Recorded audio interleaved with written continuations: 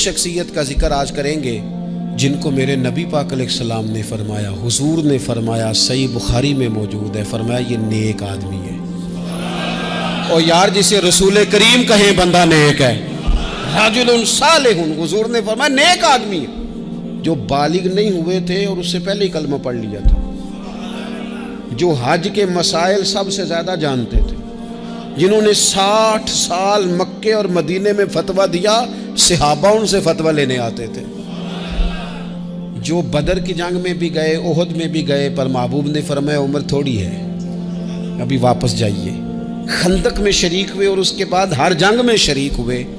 مستدرک میں موجود ہے، حضرت جابر ابن عبداللہ فرمایا کرتے تھے زمانہ بدلا تو کچھ لوگوں میں بھی تبدیلیاں آئیں، میں نے بڑی دنیا بدلتی دیکھی، پر جن لوگوں کو نہیں بدلتے دیکھا نا، ان میں یہ شخصیت ہے جو ہمیشہ ہر دور میں ہر عمر میں نبی پاک کے طریقوں پر پوری طرح کاربند رہے، اوڑھنا بچھونا، اٹھنا بیٹھنا چلنا، ہر وقت حضور کی محبت میں غرق ہو کے کیا۔ کون ہے بھلا؟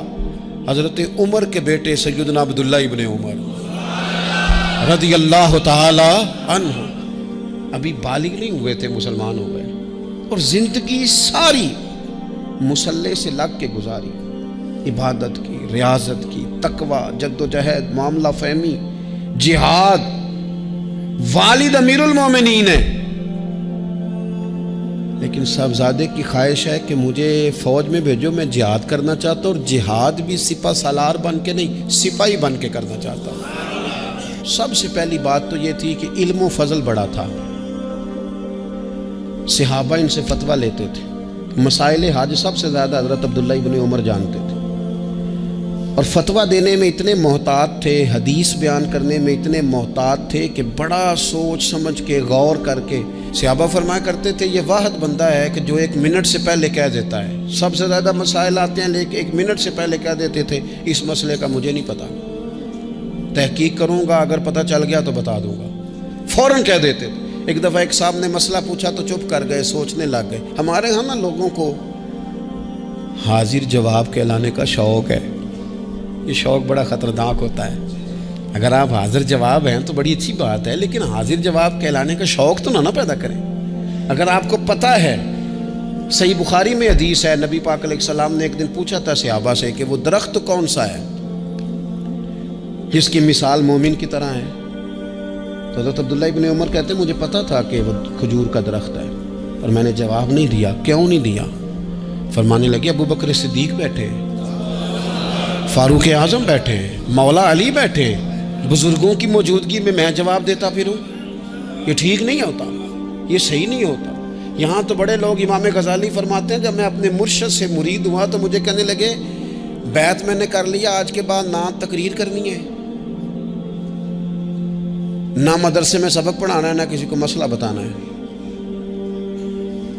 اور یہ بڑا مشکل کام ہوتا ہے، بندہ مولوی بھی اور تقریر ہی نہ کرے، اسے زنگ لگ جاتا ہے، اور مسئلہ ہی نہ بتائے تو بدعزمی ہو جاتی ہے۔ یہاں تو جس کو 6 مسئلے آ جائیں وہ امام کو نماز نہیں پڑھانے دیتا، وہ کہتا ہے پہلے انٹرویو لوں گا تیرا کہ تو پورا تجھے آتا ہے، پھر آگے چلے گا تو۔ اتنے بڑے عالم کو شیخ نے منع کر دیا، تو کہتے ہیں شیخ کے پاس ایک شخص مسئلہ پوچھنے آیا تو میرے مرشد فرمانے لگے مجھے یہ مسئلہ نہیں آتا۔ تو امام صاحب کہتے ہیں کہ میں نے اسے کہا مجھے آتا ہے، میں بتاؤں؟ کہتے میرے شیخ مسکرا پڑے، کہنے لگے غزالی میں تو تیرے ساتھ ساتھ اپنی میں بھی مارنا چاہتا تھا، پر تیری ابھی مری نہیں، اور تو کہتا ہے میں بتاتا ہوں۔ کچھ دیر چھوڑ دے، سارے مسئلے بتانے نہیں چاہیے، کچھ پہ عمل بھی کرنا چاہیے۔ میرے عزیز حضرت عبداللہ ابن عمر اتنا بڑے مفتی ہیں، مفتی مدینہ ہیں، مفتی مکہ ہیں، لوگ مسائل حج پوچھتے ہیں، بڑے بڑے استنباط کرتے ہیں قرآن و حدیث سے۔ ایک آدمی نے مسئلہ پوچھا تو حضرت عبداللہ ابن عمر فرمانے لگے دیر تک سوچا، جب دیر ہو گئی سوچتے سوچتے تو وہ شخص کہنے لگا حضور اتنی دیر کیوں سوچ رہے ہیں؟ تو آپ فرمانے لگے تمہارا کیا خیال ہے کہ جو سوال تم مجھ سے پوچھتے ہو اور جو جواب میں تمہیں دیتا ہوں اس کے بارے میں رب مجھ سے سوال نہیں کرے گا؟ اللہ کی بارگاہ میں نے جواب نہیں دینا، تو میں سوچ سمجھ کے دے رہا ہوں تاکہ اس کا حساب دینا پڑے تو میرے لیے مشکل نہ ہو جائے۔ میرے عزیز حضرت عبداللہ ابن عمر سے کسی نے سوال پوچھا تو سیدنا عبداللہ ابن عمر رضی اللہ تعالیٰ عنہ کہنے لگے مجھے نہیں آتا اس سوال کا جواب، اور جب کہا نا نہیں آتا تو فوراً کہنے لگے عبداللہ، خود اپنے آپ سے بات کرتے ہیں، کہتے ہیں عبداللہ رب تیرا بھلا کرے، اس بات پہ ہمیشہ ڈٹے رہنا، جو بات نہ آتی ہو وہ کبھی کہنا نہ، جس کا پتہ نہ ہو اسے کبھی کرنا، جب تک پوری تحقیق نہ ہو بلا وجہ غوطہ زنی نہ کرنا، بلا وجہ غوطہ زنی نہ کرنا۔ یہاں کا ہمارے صوفیاء نے یہاں کا علم و بس کری ہو یار، ایک کوئی حرف تینوں درکار، صحیح کر کے پہلے اچھی طرح کر کے پرکھ پھر بات کر۔ تو علم بڑا تھا، تقوی بڑا تھا۔ اس کے ساتھ ساتھ پھر یہ تھا کہ غریب پروری بڑی تھی۔ ایک بندہ خیرات لے کے گیا، وہ پھر لائن میں لگ گیا ہے، اسی کیا عقیدہ پلا تو پھر آ گیا ہے۔ تو حضرت عبداللہ ابن عمر بندہ دوبارہ آتا نا تو کسی سے قرضہ لے کے کہتے یار اس کو بڑی ضرورت تھی تو دوبارہ آیا نا، ایک دفعہ تم ذرا دے دو، میں تمہیں دے دوں گا، اس کو دینا ہے۔ جتنی دفعہ شام کو کھانا کھاتے اتنی دیر حضرت عبداللہ ابن عمر کھانا نہیں کھایا کرتے تھے جب تک کوئی یتیم آ کے دسترخوان پہ بیٹھ نہ جاتا، نہیں گزارا ہوتا۔ اور یار کیسے لوگ کھا لیتے ہیں، اعلیٰ غذائیں کھا رہے ہیں، اور ایک طرف ایک بہن مجبور بیٹھی ہے، بھائی مجبور بیٹھا ہے، سسرالی رشتہ داروں میں لوگ مجبور بیٹھے ہیں، عزیزوں میں لوگ مجبور بیٹھے ہیں، یتیم غریب مسکین، اور یہ روز نئے سے نیا ذائقہ، جب تک یتیم نہ ہوتا کھانا نہ کھاتے۔ اور صدقات و خیرات بھی کرتے تو جس طرح ہم کرتے ہیں نا، ناراض نہ ہونا۔ کبھی کبھی نا بعض لوگوں کو بانٹتے دیکھتے ہیں تو تکلیف ہوتی ہے، آپ نے دینا تو ہے تو اگر خوش دلی سے دے دیں، عطا تو کرنا ہے تو اگر چلو صحیح طریقے سے ہو جائے، ہنس کھیل کے ہو جائے، پریشان نہ کیا جائے سائل کو، تو کتنا اچھا ہے۔ ان صوفیاء کا بھی ہم نے تذکرہ کتابوں میں پڑھا ہے جو کہا کرتے تھے اگر رب نے دروازے پہ کسی کو بھیجا ہے تو اس کا مطلب ہے اللہ راضی ہے۔ لیکن ہمارا لہجہ اتنا سخت ہوتا ہے۔ حضرت عبداللہ ابن عمر ایک اونٹنی پہ بیٹھے تھے، اونٹنی بڑی پیاری لگی، بڑی خوبصورت تھی، بڑی بہترین تھی، بڑی صاف ستھری تھی، تو 2-3 دفعہ اپنے غلام سے کہا یار بڑی پیاری ہے، بڑی خوبصورت ہے، دیکھو اس کا چلنے کا انداز کتنا نرالا ہے۔ آج کل بھی ڈرائیور گاڑی چلاتے ہیں تو کہتے ہیں بڑی ہلکی پھلکی ہے جی، بریکیں بھی بڑی ٹھیک ہیں جی اس کی، فلاں معاملہ بھی اس کا بڑا صحیح ہے۔ وہ اتنی پسند آئی اونٹنی تو اونٹنی سے اترتے ہی فوراً کہنے لگے اس کو نشان لگا کے قربانی کے جانوروں میں چھوڑ دو، یہ زیادہ پیاری ہے، اسے رب کے رستے میں خیرات کریں گے۔ کیوں؟ ایک باریک نکتہ صوفیاء نے بیان کیا ہے۔ اللہ کے نیک بندے کہتے ہیں کسی جگہ بھی تمہارا دل اللہ رسول کے مقابلے میں الجھنا نہیں چاہیے۔ کوئی ایسی چیز جو رکاوٹ بن رہی ہو، رکاوٹ، وہ کیا کہتے ہیں کچرا آ گیا ہے، اس کچرے کو لوگ ٹھیک نہیں کرتے، کہتے نکال دو تاکہ معاملہ صحیح رہے۔ ایک چھوٹا سا باریک سا ہلکا سا دھاگے کی طرح کا ایک ٹکڑا اگر کسی وقت گوشت کا آپ کے دانت میں الجھ جائے نا، سارا ذائقہ تباہ کر دیتا ہے۔ لوگ مختلف چیزیں لے کے خلال کرتے ہیں دانتوں کا تاکہ وہ نکل جائے، کیونکہ ذرا سی بھی چیز اگر کسی جگہ رکاوٹ بن جائے نا، آپ بڑا بہترین کھانا کھا رہے تھے، زبردست غذا آپ کھا رہے تھے، ایک صرف اس میں نا ہلکا سا دانہ ایسا آیا جو سخت تھا، کچرا آ گیا، روڑا آ گیا، تو وہ سارے کھانے کا ذائقہ تباہ کر دیتا ہے۔ بعض لوگ ایسے ہوتے ہیں کہ ایک بال نکل آئے نا کبھی کھانے میں سے تو کھانا چھوڑ دیتے ہیں، کہتے ہیں یار یہ سارا ذائقہ خراب ہو گیا۔ ہمارے ساتھ یہ ہوا ہے، یہ تو ہے نا دنیاوی معاملات، اسی طرح کا مسئلہ روحانی زندگی میں ہوتا ہے۔ کئی دفعہ نا ہم ماننے کو تیار نہیں ہوتے، لیکن ہمارے اوپر دولت کی محبت پوری طرح سوار ہوتی ہے، وہ سجدے میں ذوق آنے نہیں دیتی۔ شہرت کی محبت پوری طرح سوار ہوتی ہے، وہ درود و سلام کا، ذکر کا، عبادت کا ذائقہ لگنے نہیں دیتی۔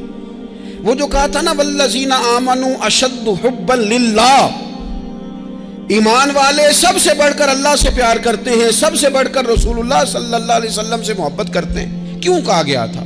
اس لیے کہ ان محبتوں کے مقابلے میں ذرا بھی کوئی اور محبت آتی ہے روحانی ذائقہ خراب کر دیتی ہے، ہمارا دل نہیں لگتا، ہم بور ہوتے ہیں، ہم پریشان ہوتے ہیں۔ مسئلہ یہ ہے کہ جس دل میں صرف رب رسول کو ہونا چاہیے تھا وہاں شہرت آ گئی ہے، شہرت کی محبت آ گئی ہے، دکھاوا آ گیا ہے، مال آ گیا ہے، کئی قسم کے ہم نے بت معاذ اللہ اکٹھے کر لیے، اور پھر وہ ساری کیف مستی آئے، یہ کیسے ہو سکتا ہے؟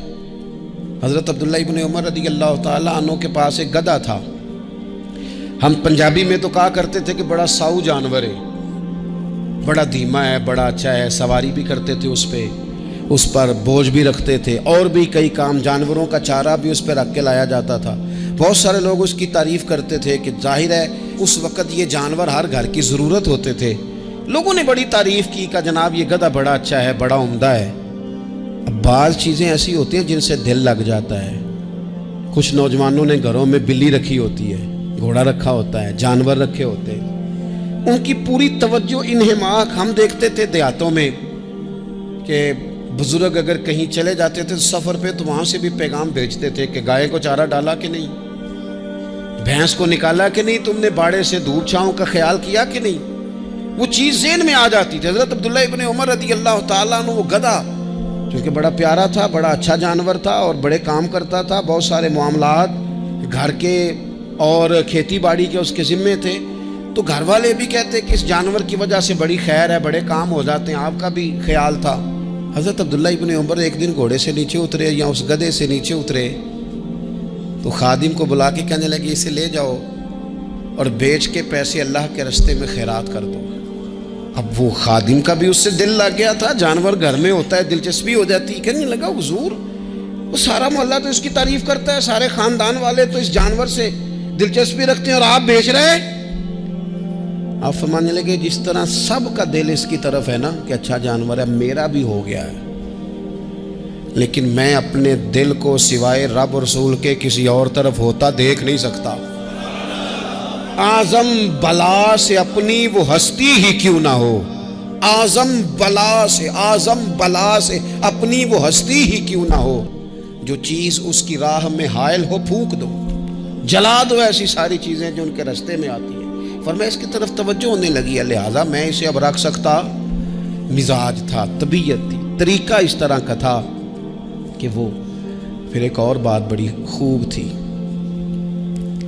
حضرت عبداللہ ابن عمر ان لوگوں کی پذیرائی بڑی کرتے تھے جو خیر کا کام کرتے تھے. دینی کام کوئی بندہ بھی کرے اس کی پذیرائی ہو، اس کی تعریف ہو، خیر کے جملے ہوں تاکہ دینداری پھیلے.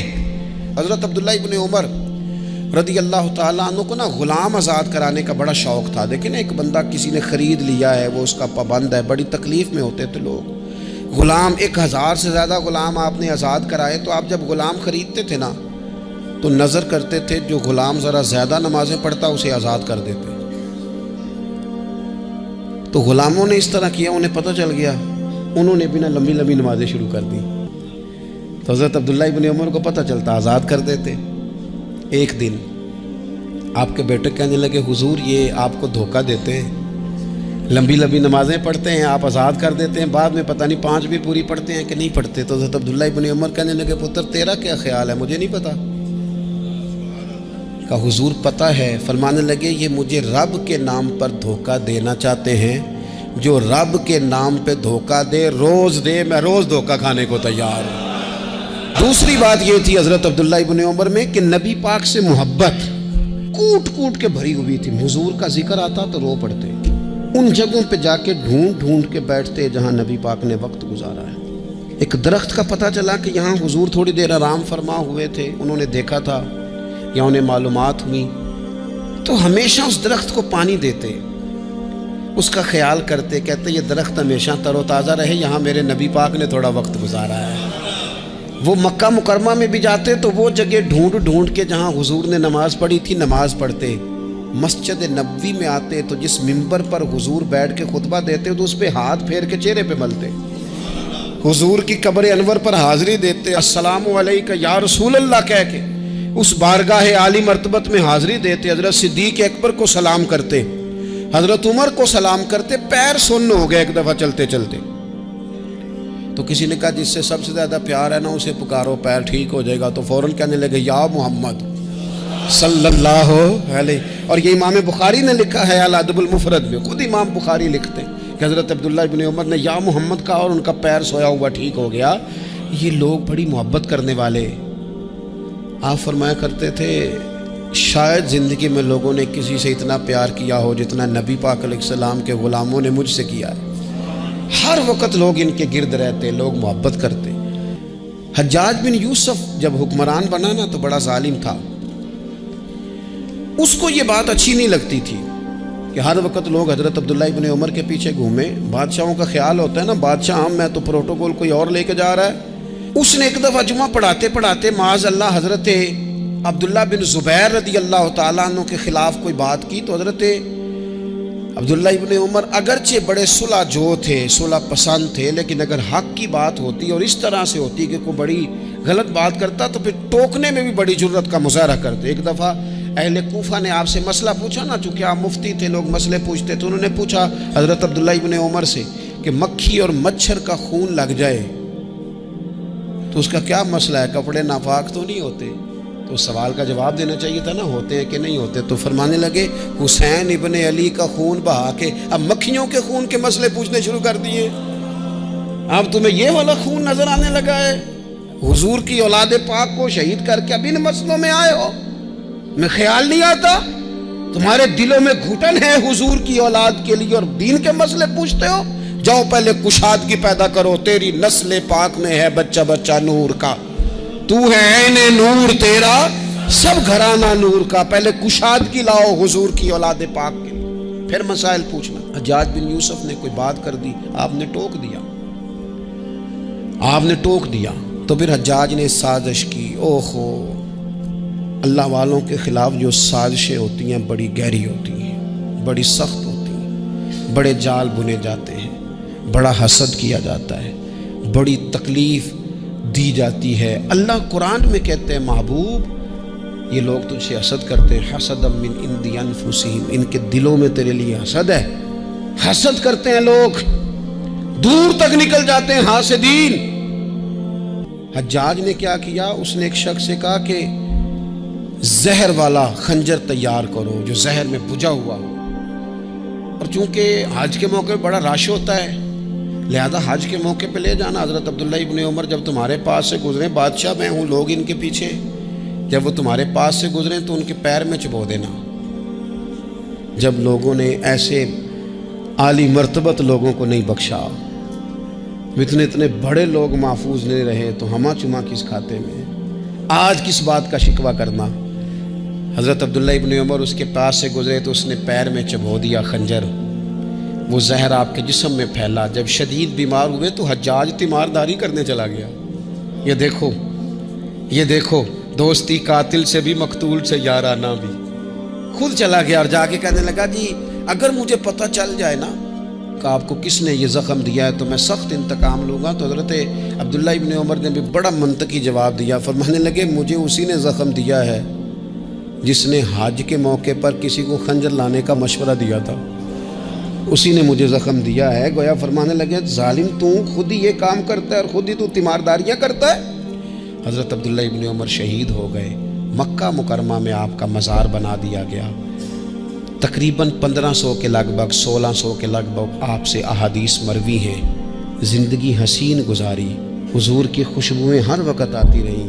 حضرت عائشہ صدیقہ، حضرت حذیفہ، حضرت جابر بن عبداللہ، یہ تینوں جلیل القدر لوگ کہا کرتے تھے حضور کے بعد زمانے کی تبدیلی سے بڑے لوگ تبدیل ہوئے، لیکن جو لوگ حضور کے طریقوں پر پوری طرح قائم رہے ان میں بڑا نام حضرت عبداللہ ابن عمر کا ہے، بڑا نام۔ رات بھر عبادت کرتے اور دن کو ظہر سے عصر تک اللہ کی یاد میں مصروف رہتے۔ ایک میں ہی نہیں ان پہ قربان زمانہ ہے، ایک میں ہی نہیں ان پہ قربان زمانہ ہے، ایک میں ہی نہیں ان پہ قربان زمانہ ہے، ایک میں ہی نہیں ان پہ قربان زمانہ ہے، جو رب دو عالم کا محبوب یگانہ ہے، جو رب دو عالم کا محبوب یگانہ گئے کل پل سے ہمیں جس نے خود پار لگانا گئے کل پل سے ہمیں جس نے خود پار لگانا گئے زغرا کا وہ بابا ہے حسنین کا نانا ہے ایک میں ہی نہیں ان پہ قربان زمانہ گئے عزت سے نہ مر جائے